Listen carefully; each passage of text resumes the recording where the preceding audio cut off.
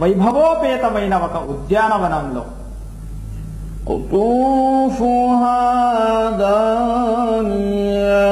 దాని పండ్ల గుత్తులు క్రిందికి వాలి ఉంటాయి.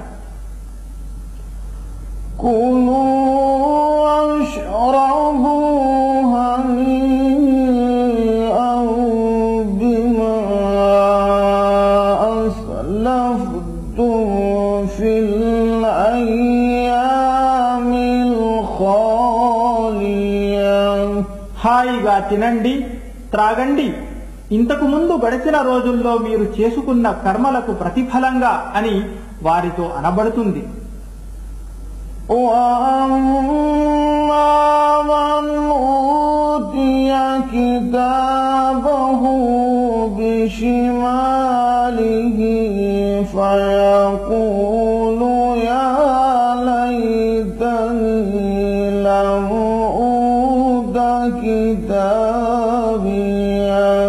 మరెవరి కర్మల పత్రమైతే అతని ఎడమ చేతికి ఇవ్వబడుతుందో అతనంటాడు, నా కర్మల పత్రం నాకు ఇవ్వబడకుండా ఉంటే ఎంత బాగుండేది అని.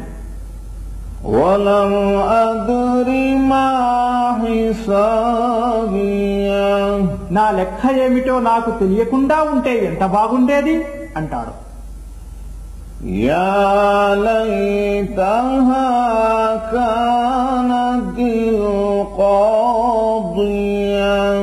నాకు వచ్చిన ఆ చావే ఏదో ఒకటి తేల్చేసి ఉంటే ఎంత బాగుండేది.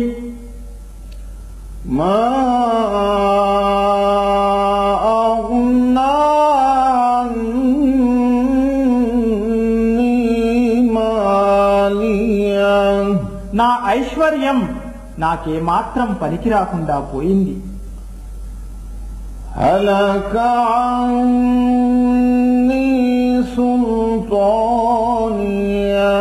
అయ్యో, నా అధికారం చేజారిపోయింది.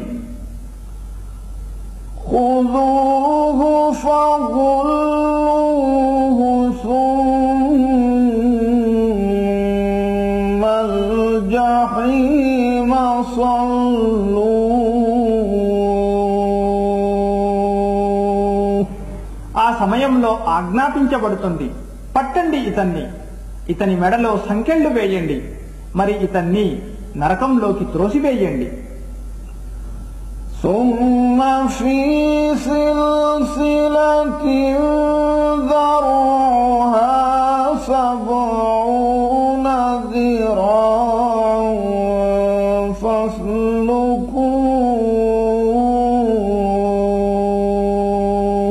మరి ఇతన్ని 70 గజాల పొడవైన ఒక సంఖ్యలలో బంధించండి. ఇన్నహు కాన లా యుమిను బిల్లాహిల్ అజీమ్.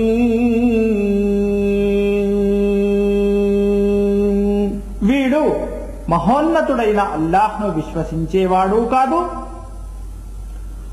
ولا يحض على طعام المسكين.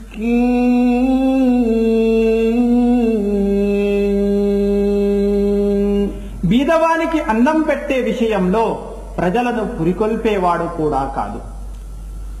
فليس له اليوم هاهنا حميم. కాబట్టి ఈ రోజు ఇక్కడ ఇతన్ని ఆదుకునే స్నేహితుడెవడూ లేడు. ولا طعام إلا من غسلين.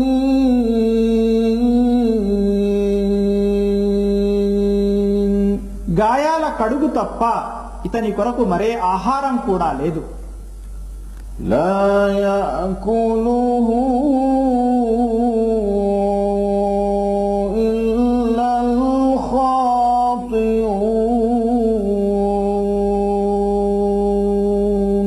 దాన్ని పాపాత్ములు తప్ప ఎవరూ భుజించరు. ఫలా ఉక్సిము బిమా తుబ్సిరూన వమా లా تبصرون కనుక మీకు కనిపించే వస్తువులపై మరియు కానరాని వస్తువులపై నేను ప్రమాణం చేస్తున్నాను. إنه لقول رسول كريم ఇది అంటే ఈ ఖురాన్ గౌరవనీయుడైన ఒక సందేశహరుని పలుకు. وما هو بقول شاعر ఇది ఏ కవి పుంగవుడో నుడివిన పలుకు కాదు. قليلا ما تؤمنون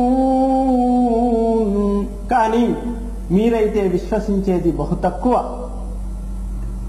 ولا بقول كاهن ఇంకా ఇదేదో సోదె చెప్పు అని మాట కాదు. قليلا ما تذكرون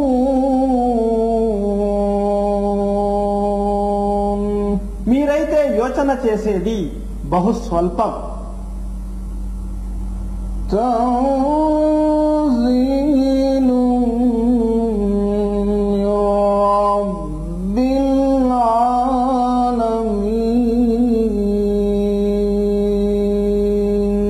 ఈ ఖురాన్ సకల లోకాల ప్రభువు తరఫున అవతరింపజేయబడింది. ولو تقول علينا بعض الأقاويل ఒకవేళ ఈ ప్రవక్త గనక స్వయం కల్పిత విషయం ఏదన్నా మాపై ఆపాదిస్తే لأخذنا منه باليمين మేము అతని కుడి చెయ్యిని పట్టుకునేవాళ్లం. ثم لقطعنا منه الوتين మరి మేమతని గొంతు నాళాన్ని కోసివేసేవాళ్లం.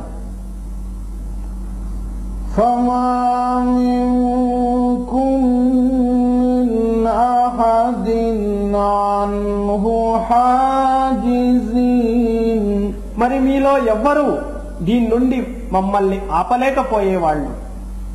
وإنه لتذكرة للمتقين యథార్థానికి ఈ గ్రంథం దైవభీతి పరుల కొరకు ఒక హితబోధ. وإنا لنعلم أن منكم مكذبين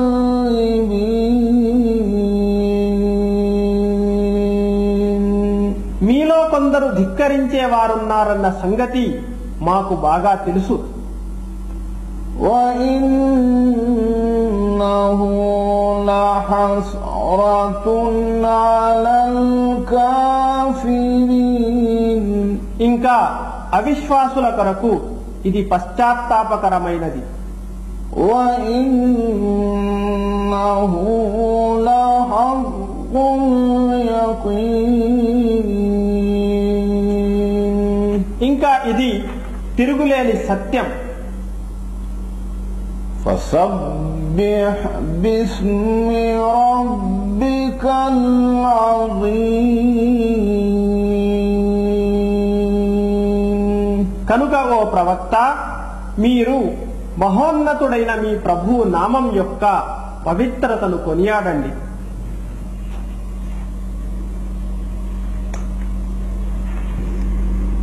మహాశయులారా,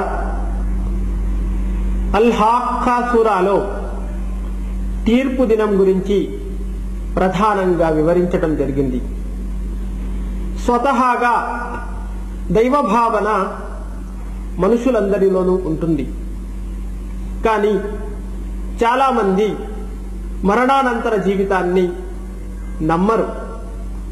అయితే అది సంభవమని, నిశ్చితమని, అది జరిగి తీరుతుందని ఈ సూరాలో చెప్పబడింది.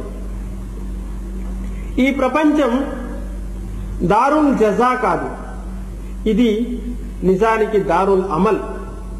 దారుల్ జజా అయితే పరలోకమే. ఈ ప్రపంచంలో మనిషికి లభించే సుఖ సౌఖ్యాలు, ఇంకా ఇతరత్ర సౌకర్యాలు, సౌలభ్యాలు పరలోకంలోని స్వర్గంలో లభించే సుఖాలకు మచ్చు తునకల్లాంటివి.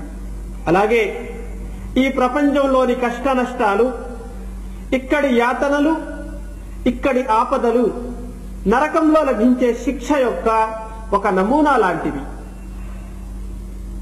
ఈ ప్రపంచంలో ఎంతో మంది అన్యాయం, అక్రమాలకు పాల్పడుతూ ఉంటారు, పరుల హక్కులను కాజేస్తూ ఉంటారు.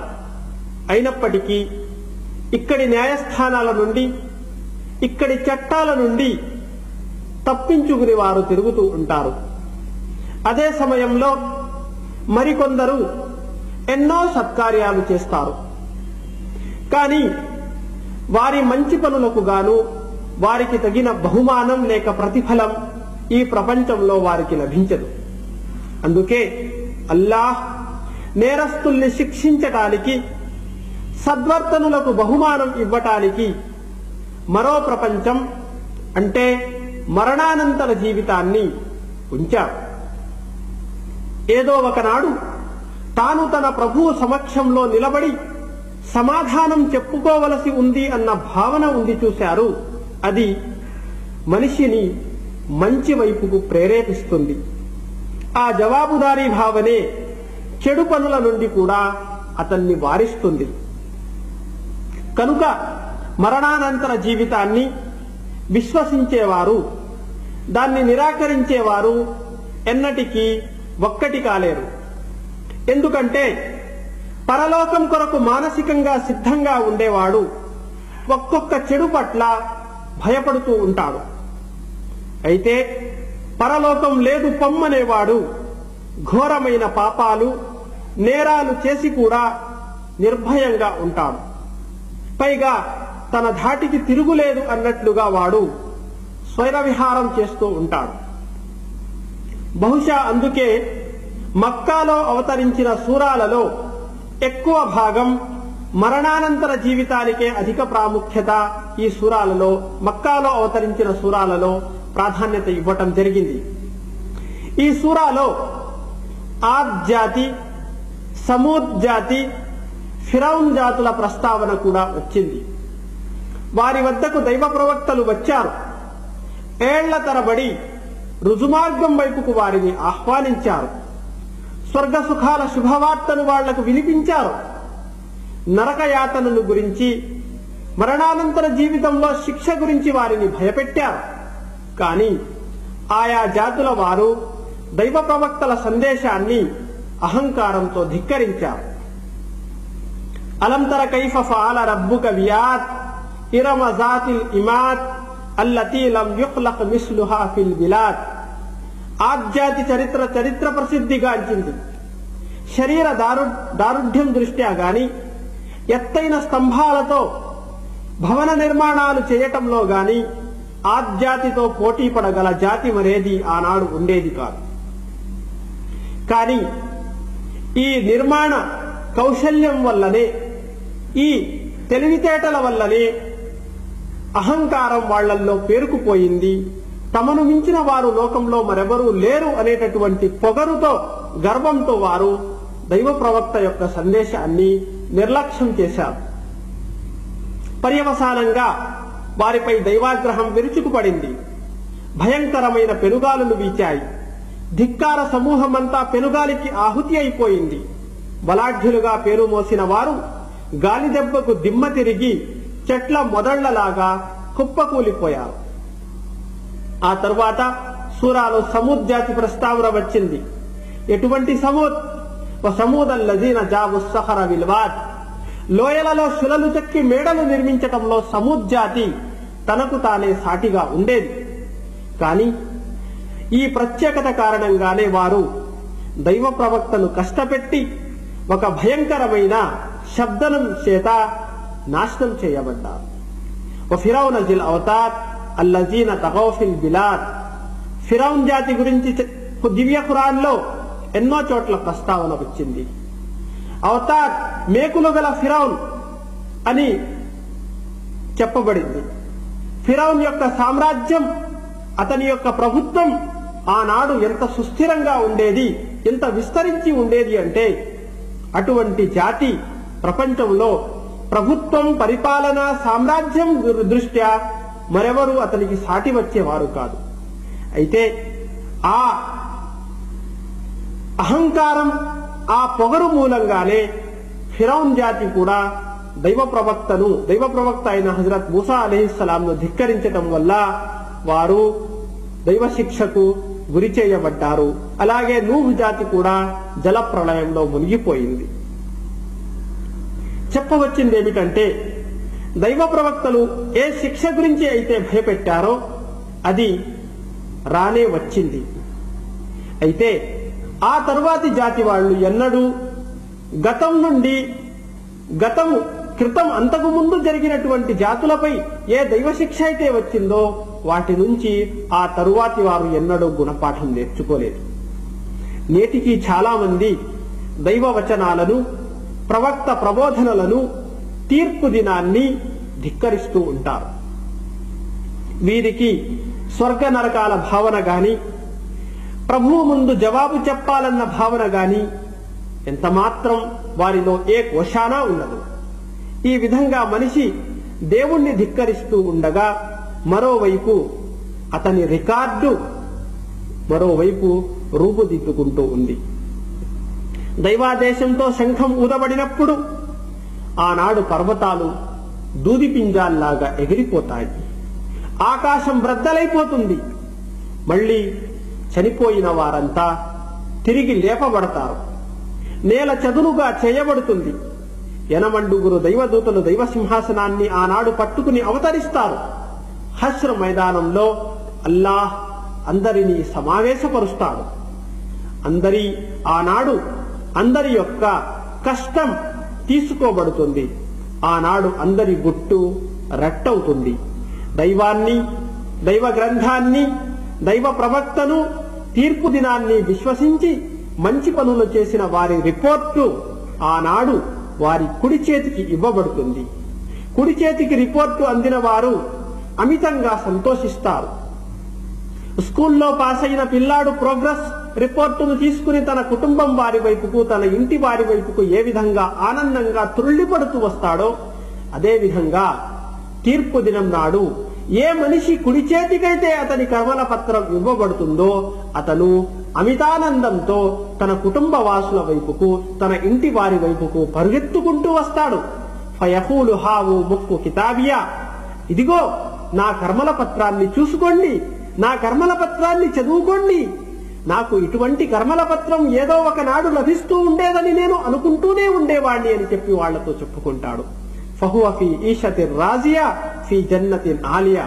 కనుక ఆనాడు అతను తాను చేసుకున్నటువంటి సత్కర్మలకు ప్రతిఫలంగా మనసైన విలాసంలో సుఖ సౌఖ్యాలకు నిలయమైన స్వర్గంలో ఉంటాడు. అందులో సెలయేళ్లు ప్రవహిస్తూ ఉంటాయి. హాయిగా తింటూ త్రాగుతూ ఉంటాడు. ఆ సమయంలో అతనితో అనటం జరుగుతుంది, మీరు హాయిగా తినండి, త్రాగండి. గతించిన రోజుల్లో మీరు చేసుకున్నటువంటి మంచి పనులకు ప్రతిఫలంగా ఈనాడు శాశ్వతమైనటువంటి, ఎన్నటికీ తరగనటువంటి సుఖ సౌఖ్యాలను మీరు అనుభవించండి అని చెప్పి పరమ ప్రభువు సద్వర్తనులైన తన దాసులతో ఆనాడు అంటాడు. ఆ తర్వాత నరకవాసుల ప్రస్తావన ఈశ్వరాలో వచ్చింది.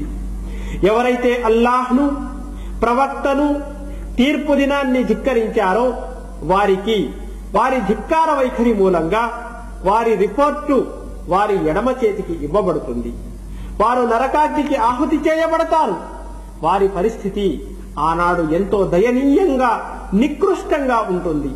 వారి ముఖాలు పాలిపోయి ఉంటాయి. ఆనాడు దైవదూతలు వారిని అడుగుతారు, అలం యాతికుం నజీర్, మీ వద్దకు హెచ్చరించేటటువంటి ఏ ప్రవక్త కూడా రాలేదా అని. మరణానంతర జీవితం గురించి భయపెట్టడానికి మీ వద్దకు ఏ ప్రవక్త రాలేదా అని వారిని అడిగినప్పుడు వారు ఏమంటారంటే, ఎందుకు రాలేదు? మా వద్దకు ప్రవక్త వచ్చిన సంగతి నిజమే, కాని మేమే దుర్మార్గులమై మార్గవిహీనులమై తలపొగరుతో మేము మా ప్రవక్త యొక్క సందేశాన్ని ధిక్కరించాము, దాని యొక్క శిక్షను ఈనాడు అనుభవించవలసి వస్తుంది అని చెప్పి వారు తమ అపరాధాన్ని ఒప్పుకుంటారు. ఇంకా ఆనాడు వారేమంటారంటే, అవమానంతో కృంగిపోతూ, అయ్యో నా ఆస్తిపాస్తులేవి నాకు పనికి రాకుండా పోయాయే, నా అధికారమంతా నా నుండి చేజారిపోయిందే, ఇప్పుడేం చేసేది అంటూ కలవరపడుతూ ఉంటారు. ఆ సమయంలో ఏమని దైవాజ్ఞ అవుతుందంటే, హుజూహు ఫగుల్లూహు సుమ్మల్ జహీమ సల్లూహ్, పట్టండి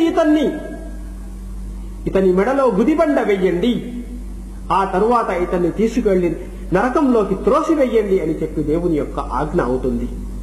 ఎందుకంటే ఇన్నహు కాన లా యూమిను బిల్లాహిల్ అజీం వలా యహుజ్జు అలా తామిల్ మిస్కీన్, ఇతను మహోన్నతుడైన అల్లాహ్ను విశ్వసించేవాడు కూడా కాదు, ఇంకా పేదవాళ్లకు అన్నం పెట్టే విషయంలో ప్రజలను కనీసం ప్రోత్సహించేవాడు, ప్రేరేపించేవాడు కూడా కాదు. కనుక ఈనాడు ఇతని దురవస్థపై, ఇతని యాతనపై, ఇతని దుఃఖంలో ఇతనితో పాటు పాలు పంచుకునే స్నేహితుడెవడు, యారెగం ఎవడూ లేడు. ఇంకా గాయాల కడుగు తప్ప, చీము నెత్తురు తప్ప మరే ఆహారం కూడా ఈనాడు ఇతనికి లభించదు. అటువంటి ఆహారాన్ని పాపాత్ములు, దుర్మార్గులు, అపరాధులు తప్ప ఎవరూ భుజించరు. పేదవారికి అన్నం పెట్టడం అనేది సుదూర విషయం. బీదలకు అన్నం పెట్టండి అని చెప్పి ప్రజలకు కనీసం గుర్తు చేయటం, ప్రచారం చేయటం, పాటుపడటం కూడా ఇస్లాంలో ఎంతో గొప్ప సత్కార్యం అని చెప్పి పై ఆయత్ ద్వారా తెలుస్తోంది. దేవుడు తీర్పు దినం నాడు 2 విషయాలను ప్రస్తావిస్తున్నాడు. ఒకటి హుకూకుల్లాహ్, 2 హుకూకుల్ ఇబాద్ గురించి. ఇన్నహు కాన లా యూమిను బిల్లాహిల్ అజీం అనేది హుకూకుల్లాహ్కు వర్తిస్తే, వలా యహుజ్జు అలా తామిల్ మిస్కీన్ అనేది హుకూకుల్ ఇబాద్కు వర్తిస్తుంది.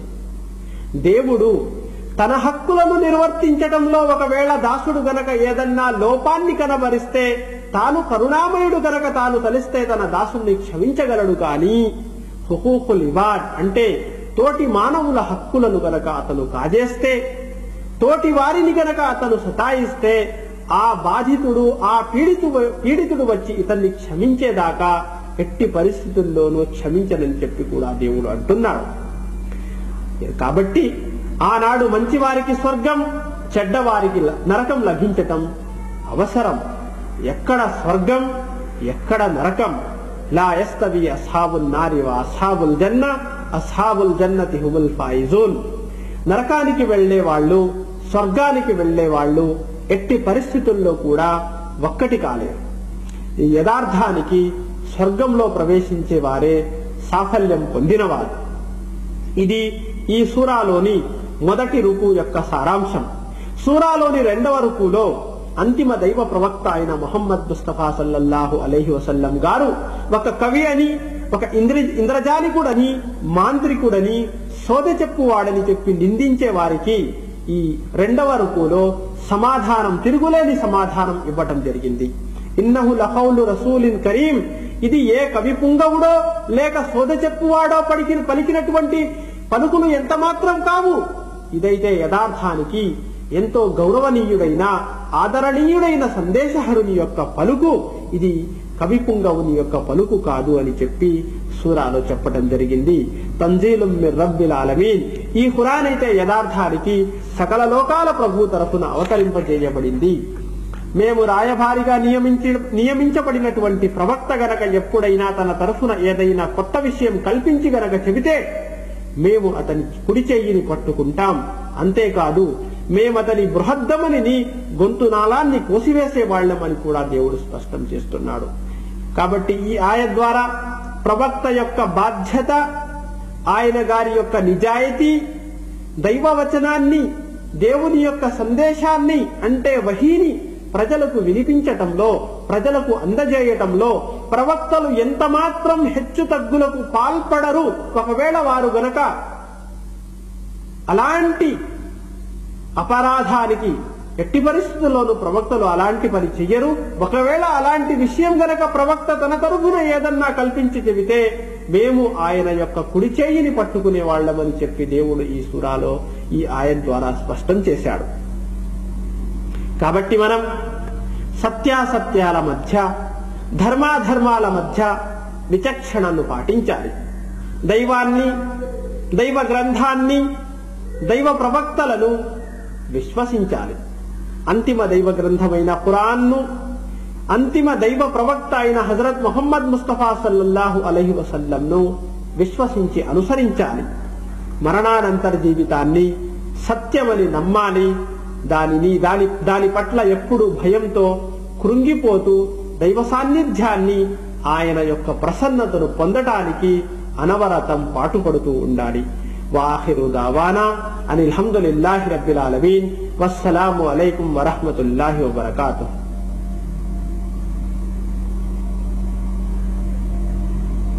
అస్సలాము అలైకుం వరహ్మతుల్లాహి వబరకాతుహు. పవిత్ర ఖురాన్ పారాయణం శీర్షికన మీరిప్పుడు అల్ మారిజ్ సూరా ఆయత్లు వింటారు. అల్ మారిజ్ అంటే పైకి వెళ్లే మెట్లు లేక ఉన్నత సోపానాలు అని అర్థం. ఈ సూరా మక్కాలో అవతరించింది. ఇందులో 44 ఆయత్లు ఉన్నాయి. أعوذ بالله من الشيطان الرجيم. శాపగ్రస్తుడైన శైతాన్ బారి నుండి అల్లాహ్ శరణు వేడుతున్నాను. بسم الله الرحمن الرحيم. అపార కరుణామయుడు, పరమ కృపాశీలుడైన అల్లాహ్ పేరుతో.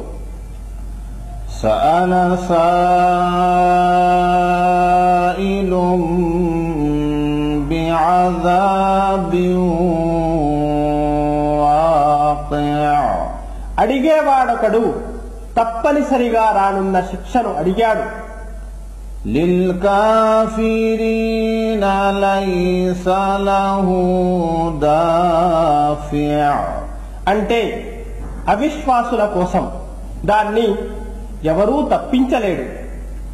من الله ذي المعارج. అది ఉన్నత సోపానాలకు యజమాని అయిన అల్లాహ్ తరఫున ఉంది. تعرج الملائكة والروح إليه في يوم كان مقداره 50,000 سنة. దూతలు మరియు ఆత్మ అంటే జిబ్రయీల్ అలైహిస్సలాం ఆయన వైపుకు అధిరోహిస్తారు ఒక దినమున. దాని పొడవు 50,000 సంవత్సరాలంతా ఉంటుంది. فاصبر صبرا جميلا. కనుక ఓ ప్రవక్త, నిగ్రహం పాటించండి, ఉత్తమ నిగ్రహం. إنهم يرونه بعيدا ونراه قريبا. దాన్ని వారు దూరాన ఉందని తలపోస్తున్నారు, మేమైతే దాన్ని అత్యంత దగ్గరలో చూస్తున్నాం. يوم تكون السماء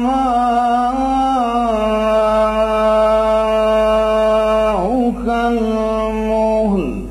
ఏ రోజైతే ఆకాశం కరిగిన ధాతువులా అయిపోతుందో, وتكون الجبال كالعهن.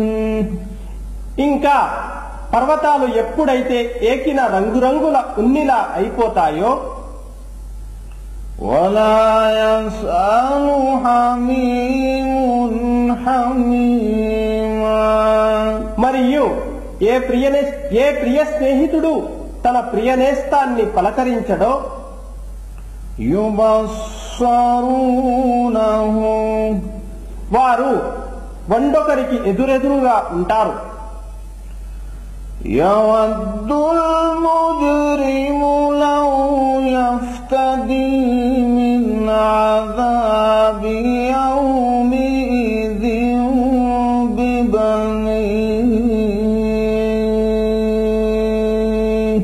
అపరాధి ఆనాటి యాతన నుంచి తప్పించుకొనటానికి పరిహారంగా తన సంతానాన్ని وصاحبته وأخيه ఇంకా తన భార్యను తన సోదరుణ్ణి وفصيلته التي تؤويه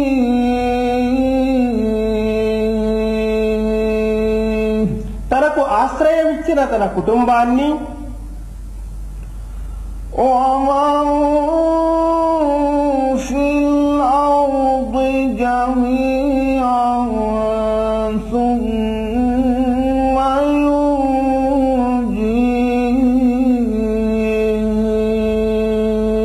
ينجيه ఇంకా ఇలలో ఉండే సమస్త జనులను ఇచ్చి మరి తనను కాపాడుకోవాలని అభిలషిస్తాడు. كلا అలా ఎన్నటికీ కాదు. إنها لظى అదైతే మండే అగ్ని. نزاعة للشوى దాని జ్వాలలు చర్మాన్ని వలిచేస్తాయి. تدعو من أدبر